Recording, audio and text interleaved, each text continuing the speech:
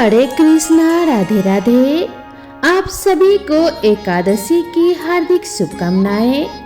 आप सभी दोस्तों का दिन शुभ और मंगलमय हो। हिंदू धर्म में एकादशी तिथि का बेहद खास महत्व होता है। एकादशी तिथि भगवान विष्णु को समर्पित मानी गई है। साल 2025 की पहली एकादशी पौष माह के शुक्ल पक्ष की एकादशी है, जिसको पुत्रदा या वैकुंठ एकादशी भी कहा जाता है। तो आइए जानते हैं साल 2025 की पहली एकादशी जनवरी में कब है।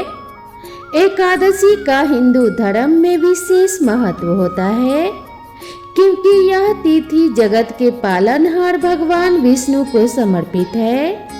साल में कुल 24 एकादशी तिथि पड़ती है। धार्मिक मान्यता है कि एकादशी के दिन भगवान विष्णु की पूजा करने से जीवन के सभी कष्ट दूर हो जाते हैं और पुण्य फलों की प्राप्ति होती है। एकादशी के दिन भगवान विष्णु संग माता लक्ष्मी की पूजा करने से घर में धन्य धान्य की वृद्धि होती है।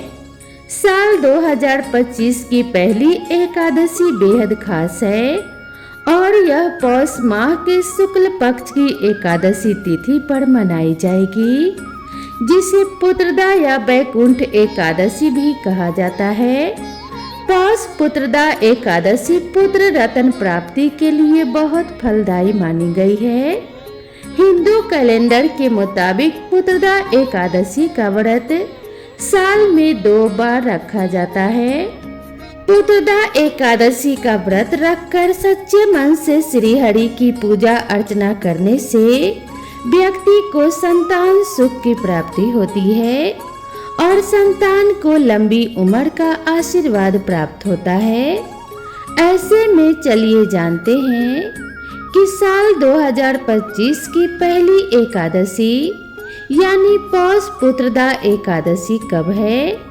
हिंदू पंचांग के अनुसार पौष माह के शुक्ल पक्ष की एकादशी तिथि की शुरुआत 9 जनवरी दोपहर 1:12 पर होगी।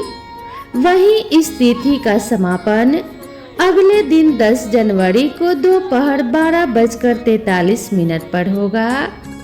ऐसे में उदया तिथि के अनुसार पौष पुत्रदा एकादशी का व्रत 10 जनवरी 2025 को रखा जाएगा। पौष पुत्रदा एकादशी को वैकुंठ एकादशी भी कहते हैं। पौष पुत्रदा एकादशी के दिन भगवान विष्णु की पूजा के लिए सही समय 10 जनवरी 12:13 से लेकर दोपहर 12:55 तक रहेगा। इस शुभ मुहूर्त में पूजा करना बेहद फलदायी होगा। धर्म शास्त्रों में पौष पुत्रदा एकादशी व्रत को बहुत ही खास माना गया है। यह व्रत शादीशुदा दंपतियों के लिए बेहद विशेष मानी जाती है।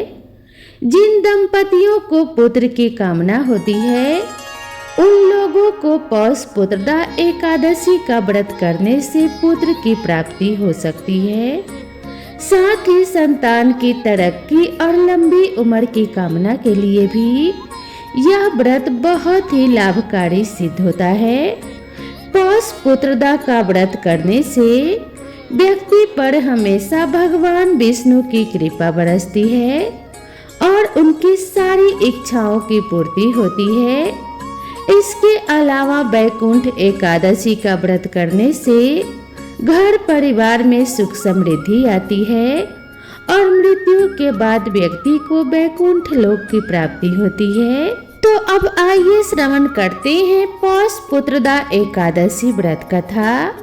धर्मराज युधिष्ठिर कहने लगे कि हे भगवान, आपने पौष कृष्ण एकादशी अर्थात सफला एकादशी का महात्म्य बताकर बड़ी कृपा की। अब कृपया करके मुझे पौष माह के शुक्ल पक्ष की एकादशी के विषय में भी बतलाइए। इस एकादशी का क्या नाम है तथा इसके व्रत का क्या विधान है, इसकी विधि क्या है, इसका व्रत करने से किस फल की प्राप्ति होती है और उसमें कौन से देवता का पूजन किया जाता है, कृपया यह सब बताने का कृपा करें और विधान पूर्वक कहें। भगवान श्री कृष्ण बोले, पौष माह के शुक्ल पक्ष में आने वाली इस एकादशी को पौष पुत्रदा एकादशी कहा जाता है। इसमें भी नारायण भगवान की पूजा की जाती है। विधि पूर्वक इस व्रत को करना चाहिए। इस चर और अचर संसार में पुत्रदा एकादशी व्रत के समान कोई भी दूसरा व्रत नहीं है। इसके पुण्य से मनुष्य तपस्वी, विद्वान और लक्ष्मीवान होता है। इसकी मैं एक कथा कहता हूँ, सो ध्यान पूर्वक सुनो। भद्रावती नामक नगरी में सुकेतु मान नाम का एक राजा राज्य करता था।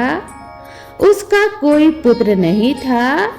उसकी स्त्री का नाम सभ्या था। वह निपुत्री होने के कारण सदैव चिंतित रहा करती थी। राजा के पितर भी रो रो कर पिंड लिया करते थे और सोचा करते थे कि इसके बाद हमको कौन पिंड देगा। राजा को भाई बांधव, धन, हाथी, घोड़े, राज्य और मंत्री, इन सब में किसी से भी संतोष नहीं होता था।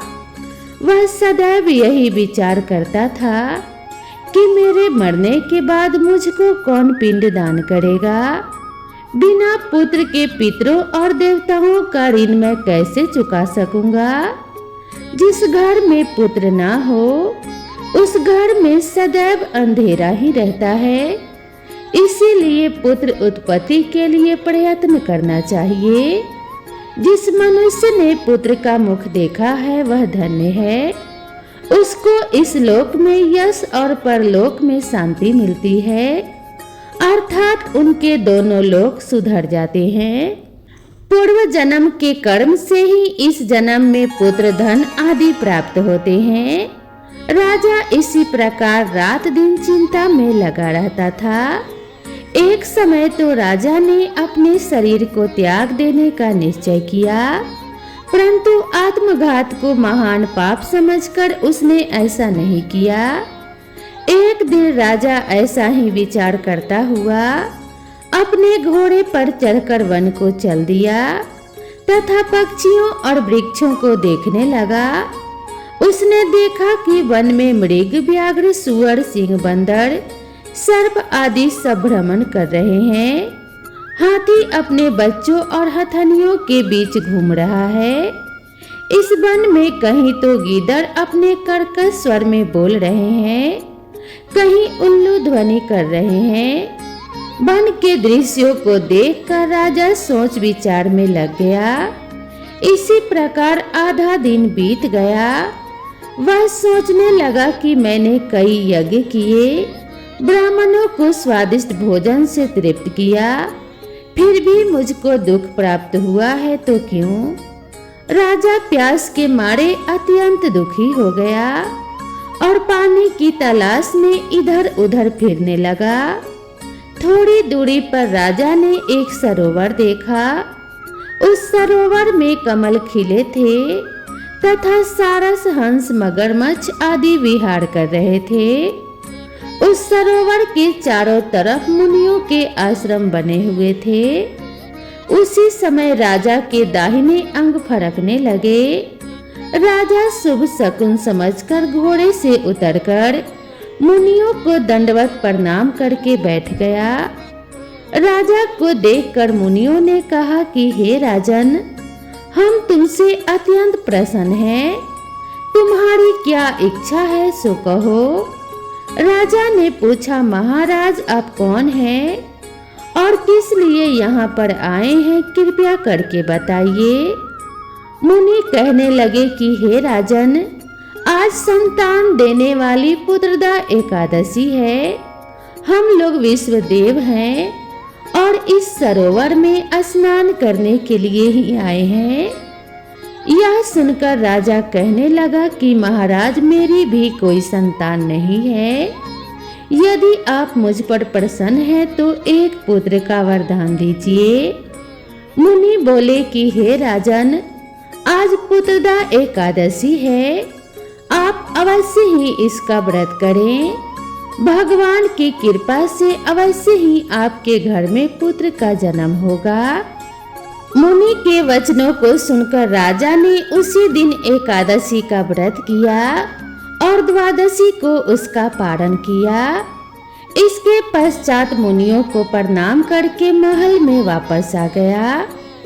कुछ समय बीतने के बाद रानी ने गर्भ धारण किया और 9 महीने के पश्चात उनके एक पुत्र हुआ। वह राजकुमार अत्यंत शूरवीर, यशस्वी और प्रजापालक हुआ। श्री कृष्ण बोले कि हे राजन, पुत्र की प्राप्ति के लिए पुत्रदा एकादशी का व्रत करना चाहिए। जो मनुष्य इस पुत्रदा एकादशी का व्रत करता है, इस महात्म्य को पढ़ता अथवा सुनता है, उसे पुत्र की प्राप्ति होती है तथा सुख पूर्वक जीवन भोगने के बाद अंत में स्वर्ग की प्राप्ति होती है। तो प्रेम से बोलिए भगवान विष्णु और माता लक्ष्मी की जय। माता लक्ष्मी और भगवान विष्णु की कृपा आप सभी भक्तों के ऊपर बनी रहे और आप सभी के घर में धन्य धान्य की वृद्धि होती रहे। इसी कामना के साथ आप सभी से विदा लेते हैं। मिलते हैं नई वीडियो में नई कथा और नई कहानी के साथ। तब तक के लिए राधे राधे।